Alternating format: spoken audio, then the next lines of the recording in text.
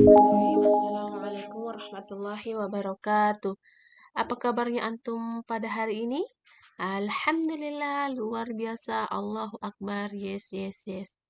Alhamdulillah, pada kesempatan kali ini kita kembali belajar melalui via luring dengan media pembelajaran pada mata pelajaran tematis.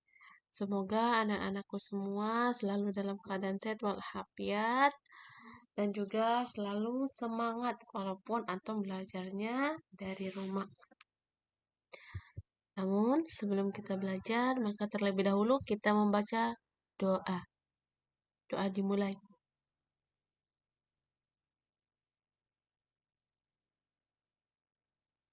Oke, doa selesai. Selanjutnya kita akan masuk ke pembelajaran kita. Tema 1, indahnya kebersamaan. Subtema 1, keberagaman budaya bangsa dalam muatan pembelajaran ilmu pengetahuan alam. Nah, di sini ada beberapa hal. Yang pertama, cara benda menghasilkan bunyi. Nah, alat-alat musik tradisional di Indonesia sangat beragam, di mana alat musiknya itu menghasilkan bunyi yang berbeda-beda, dan cara memainkannya pun berbeda-beda. Dan bunyi itu bisa kita dengar melalui telinga kita, sehingga kita dapat mendengarnya. Maka anak-anakku semua harus kita pahami bahwa segala apa yang Allah ciptakan untuk kita itu adalah yang terbaik untuk kita dan banyak memiliki manfaat. Maka dari itu kita jaga diri kita dengan baik dan selalu beribadah kepada Allah sebagai rasa syukur kita kepada Allah Subhanahu wa taala. Kalau Allah tak memberikan kita telinga, maka kita tidak akan mendengarkan bunyi dari alat musik tadi. Kemudian kita tidak akan mendengarkan perkataan umi abinya kita serta bapak ibu guru. Nah, sebagaimana dalam Quran surat Al-Hujurat ayat 13 bahwa dikatakan, wahai manusia, sesungguhnya aku menciptakan kamu dari seorang laki-laki dan seorang perempuan dan menjadikan kamu berbangsa-bangsa dan bersuku-suku supaya kamu saling mengenal. Nah, tadi Bu Feby sudah sampaikan alat-alat musik tadi itu dari berbagai aneka suku, beragam bahasa, beragam alat musik dari beberapa suku atau bangsa yang berada di wilayah kita. Nah, sehingga kita semua, karena kita ini adalah seorang muslim, di mana seorang muslim itu atau sesama muslim itu adalah bersaudara, maka patutnya kita harus saling menghormati, menyayangi, menolong, serta menasehati, beramal ma'ruf, nahi mungkar, agar bukan hanya kita saling mengenal, tapi kita menjaga persaudaraan kita sesama muslim.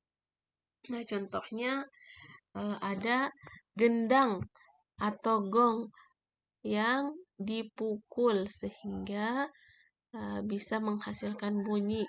Kemudian ada alat musik yang ditiup, trompet atau seruling, sehingga trompet dan seruling tadi bisa menghasilkan bunyi ketika ditiup. Kemudian yang digesek yaitu rebab dan biola, sehingga untuk menghasilkan bunyi maka alat-alat tadi ini harus digesek sehingga menghasilkan bunyi. Kemudian ada gitar dan kecapi. Nah, untuk menghasilkan bunyi maka dengan cara dipetik. Nah, cara terjadinya bunyi pada alat musik, contohnya pada biola itu ketika digesek terhadap senar biola tadi, maka akan menghasilkan getaran dan bisa menghasilkan bunyi. Kemudian pianika, ketika terjadinya bunyi pada pianika, maka proses dari peniupan dan penekanan pada alat pianika sehingga menghasilkan bunyi. Kemudian gitar. Nah, tadi dengan senar gitar yang dipetik dan bergetar sehingga ada udara di dalam kotak suara gitar sehingga menghasilkan bunyi. Kemudian rebana juga dari getaran setelah dipukul, maka rebana tadi itu akan menghasilkan bunyi. Begitupun juga dengan angklung. Ketika digetarkan bambunya, maka angklungnya itu akan menghasilkan bunyi. Kemudian dari beberapa alat musik tadi yang menghasilkan bunyi itu merupakan alat musik yang Allah ciptakan, bukan hanya antum semua, tetapi Allah menciptakan dari perabot atau alat-alat dari alat musik tadi sehingga bisa dibuat menjadi suatu alat musik di mana bahan-bahannya itu Allah yang ciptakan. Ada yang dari kayu, kemudian senar, kemudian paku, itu semua Allah yang menciptakan, sehingga antum semua harus menjaga dan memelihara makhluk ciptaan Allah. Nah, di sini kita lanjut akan membahas tentang perambatan bunyi, di mana bunyi dapat merambat melalui 3 jenis, yaitu benda padat, cair, dan gas. Namun, bunyi tidak dapat merambat di ruang hampa karena tidak memiliki media yang dapat merambatkan bunyi. Nah, kalau tidak ada media, baik itu benda padat, cair, atau gas, maka itu tidak akan menghasilkan bunyi.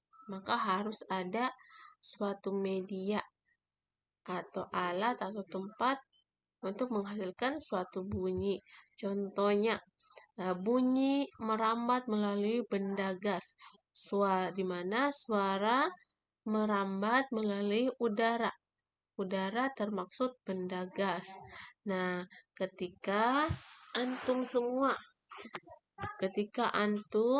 di mana antum diberikan O2 oksigen, kemudian ketika antum berbicara maka akan keluar melalui udara atau angin sehingga menghasilkan bunyi tadi dari perambatan benda dan udara atau angin, sehingga ketika antum berbicara sama temannya antum, maka temannya antum bisa mendengarkan suaranya antum.